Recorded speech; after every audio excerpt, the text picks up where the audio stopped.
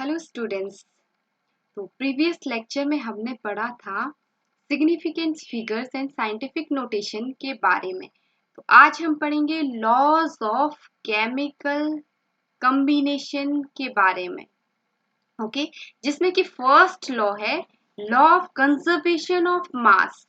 देखिए ये क्या कहता है, law of conservation of mass बोलता है कि टोटल मास जो होता है रिएक्टेंट का, total mass of reactant is equal to the mass of product।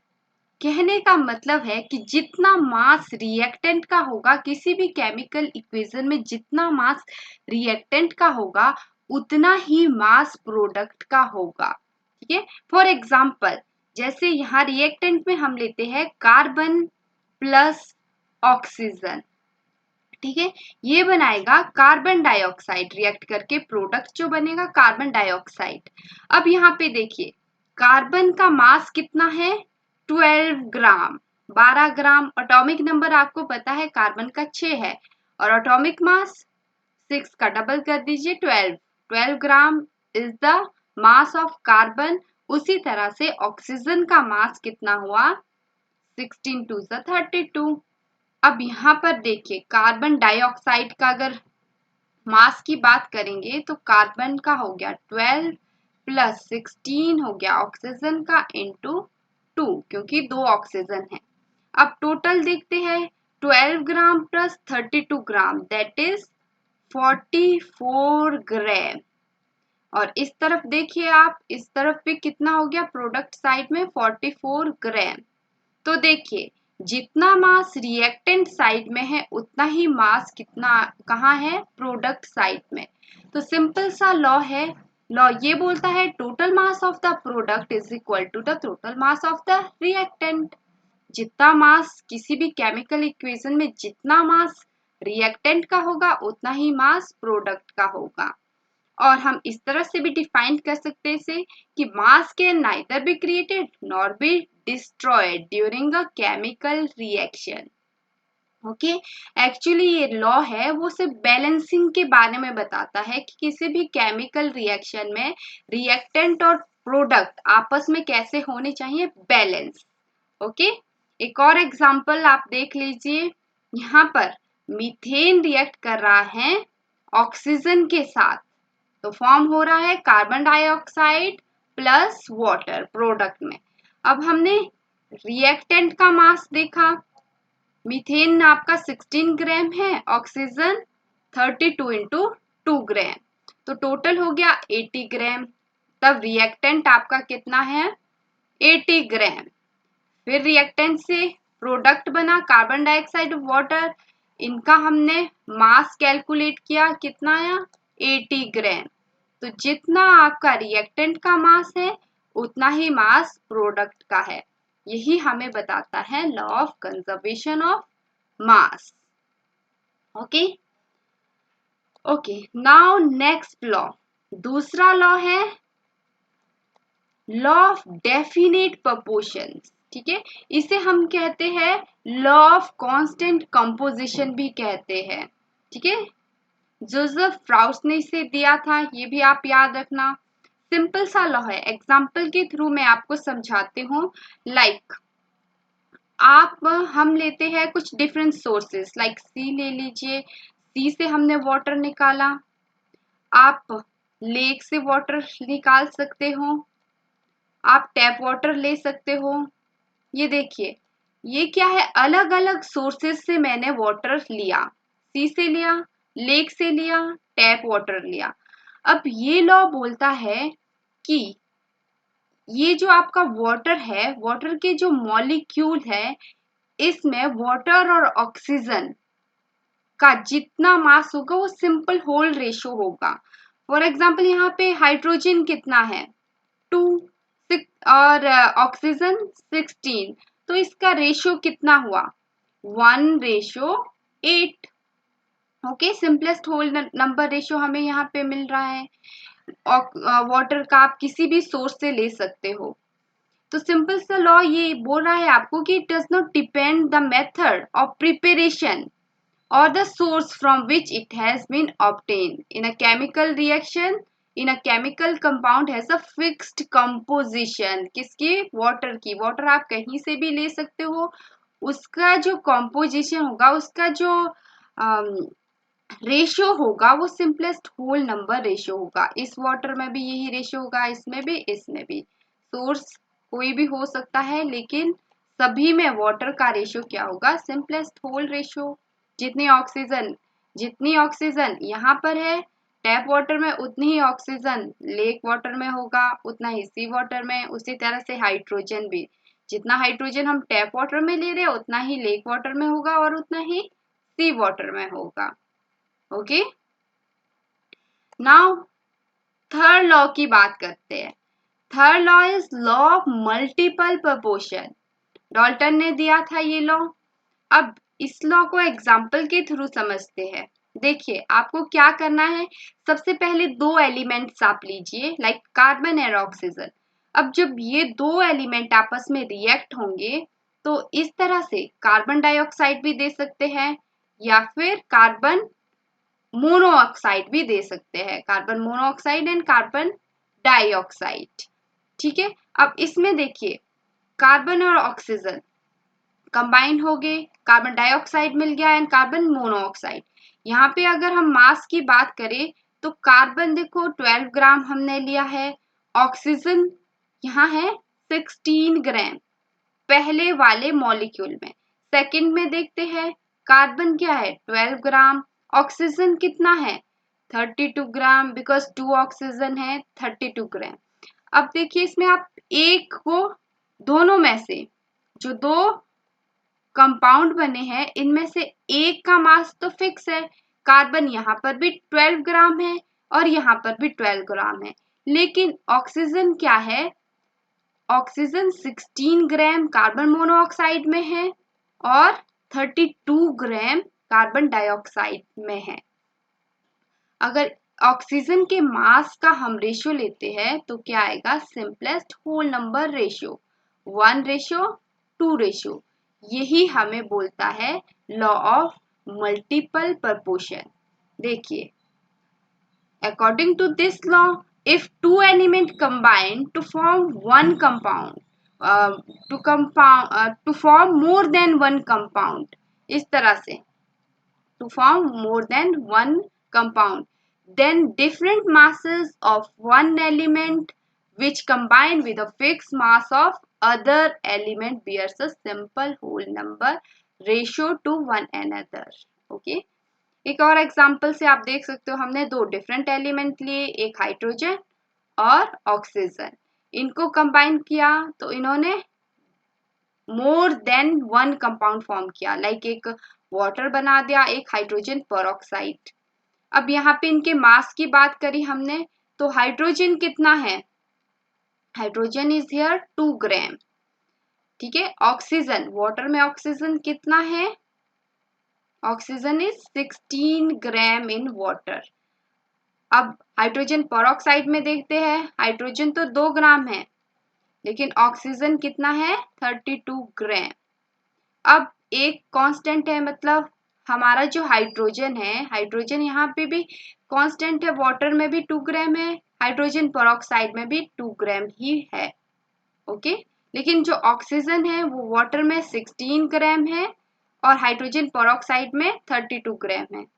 अगर इनका रेशियो देखते हैं 1:2, सिंपलेस्ट होल नंबर रेशियो हमें मिल गया है.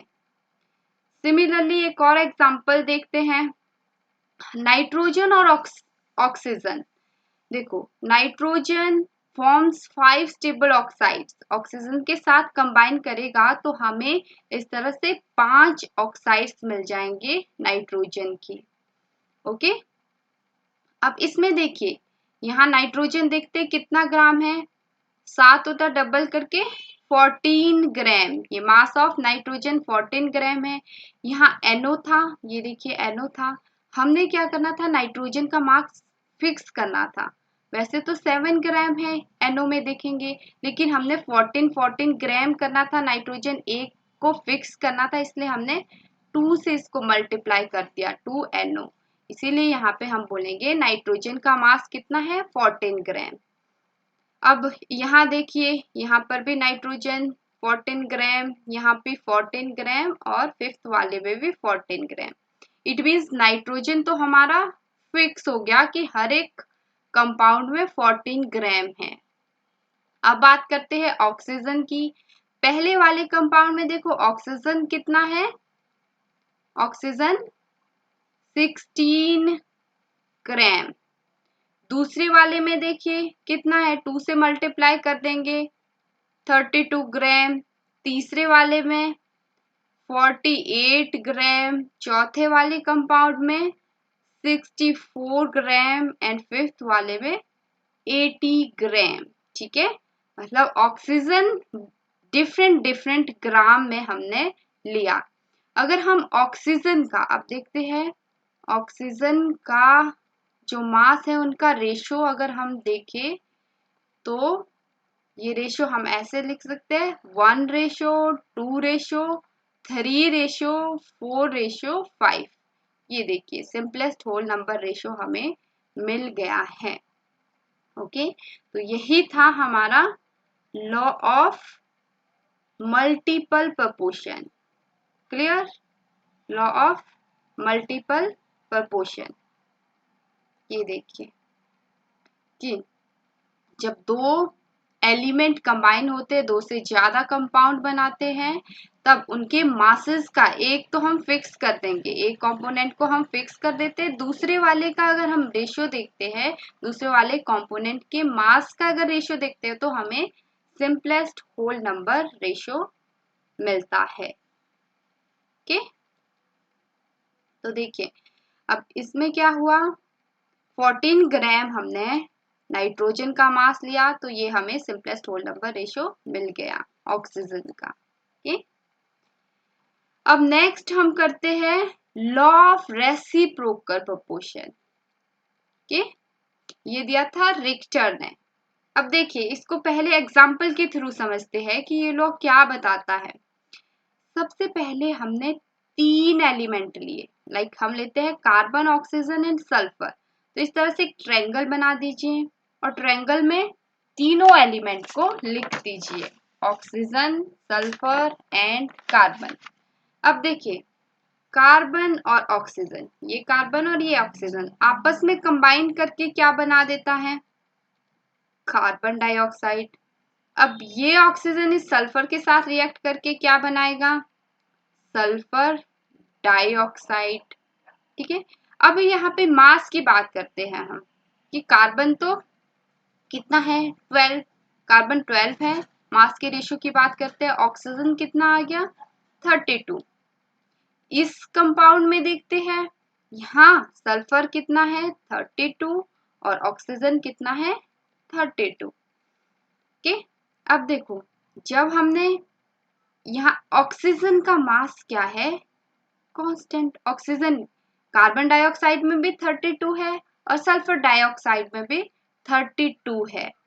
ओके, तो इसका मास क्या है, फिक्स। ऑक्सीजन का मास क्या है, फिक्स्ड। ओके, अब हमने क्या करना है, एक बार तो कार्बन और सल्फर को अलग अलग कंपाउंड के साथ, मतलब ऑक्सीजन के साथ हमने रिएक्ट करवाया।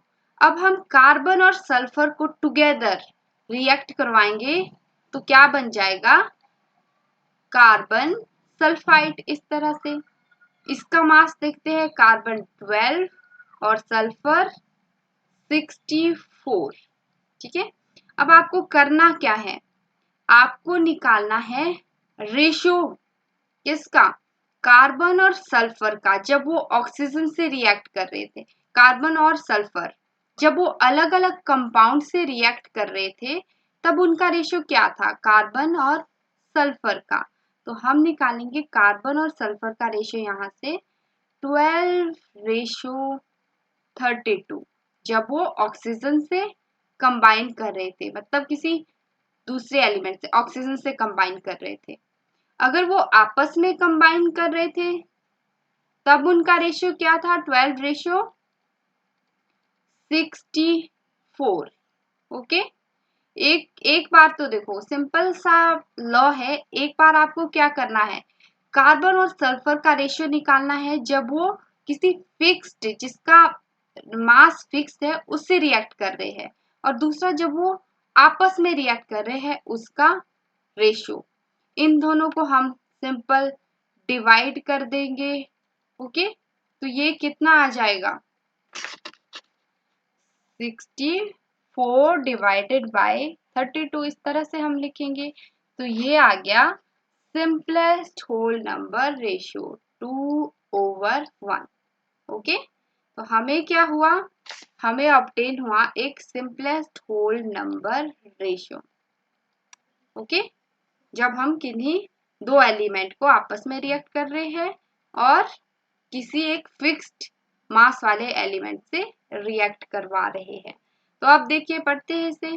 According to this law, ratio of masses of two different element like A और B हम बोल सकते हैं, which combined with a fixed mass of third element that is C, यानी कि ऑक्सीजन। ऑक्सी हमने ऑक्सीजन को माना है, A और B आप इस तरह से मान सकते हो। इज आइदर सेम, या तो सेम होगा इनका रेशियो, या simplest multiple proportion of with A and B combined with each other। Okay, I hope आपको समझ आ गया होगा। तो लास्ट लॉ है Gay Lussac law of combination of volume. ठीक है, ये सिंपल सा लॉ है। ये सबसे पहली बात तो आपको ये देखना है गैसियस एटम में। ठीक है, लाइक एग्जांपल के थ्रू समझते हैं। हमने यहाँ पे हाइड्रोजन एक गैस ली, ऑक्सीजन एक गैस ली, और क्या बनाया, वाटर इन गैसियस फॉर्म। ठीक है, आपको गैसियस फॉर्म इसमें जरूरी याद रखना है। अब कंडीशंस देखते हैं कि किस कंडीशन पे होता है ये होगा कि under similar condition of temperature and pressure. मतलब टेम्परेचर और प्रेशर यहाँ पे आपको क्या लेना है, कांस्टेंट। ओके, कि जब टेम्परेचर और प्रेशर कांस्टेंट होता है, गैसेस रिएक्ट करेगी in a simple whole number ratio of their volume. ठीक है, फॉर एग्जांपल मैंने यहाँ पे हाइड्रोजन और ऑक्सीजन को कंबाइन करके वाटर लिया है, गैसियस फॉर्म में है, हाइड्रोजन भी, ऑक्सीजन भी और वाटर भी। अब देखिए यहाँ पे स्टोइकियोमेट्री मैंने लगा दी है, हाइड्रोजन में 2, ऑक्सीजन की 1 है और वाटर में 2 है। तो हम यहाँ पे लिख सकते हैं 2 वॉल्यूम हाइड्रोजन का, 1 वॉल्यूम ऑक्सीजन का एंड 2 वॉल्यूम ऑफ वाटर का। अगर इनका रेशियो की बात करें तो हाइड्रोजन और ऑक्सीजन वाटर का जो रेशियो होगा वो सिंपलेस्ट होल नंबर रेशियो होगा, 2:1:2। सिमिलरली एक और एग्जांपल देखते हैं। जब मैंने हाइड्रोजन और क्लोरीन को आपस में रिएक्ट करवाया और HCl गैस बनाई, हाइड्रोजन गैस क्लोरीन गैस को आपस में रिएक्ट करके HCl गैस बनाई।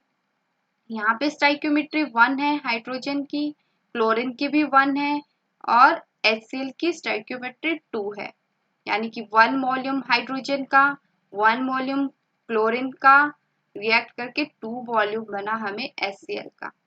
अब इन वॉल्यूम का अगर हम रेशियो देखें, हाइड्रोजन का वॉल्यूम, क्लोरीन का वॉल्यूम एंड HCl का वॉल्यूम, तो हमें क्या मिलता है, simplest whole number ratio 1:1:2। Okay, तो यही है Gay Lussac law of combining volumes. I hope students आपको लॉ ऑफ केमिकल कंपोजिशन समझ आ गया होगा। Thank you so much.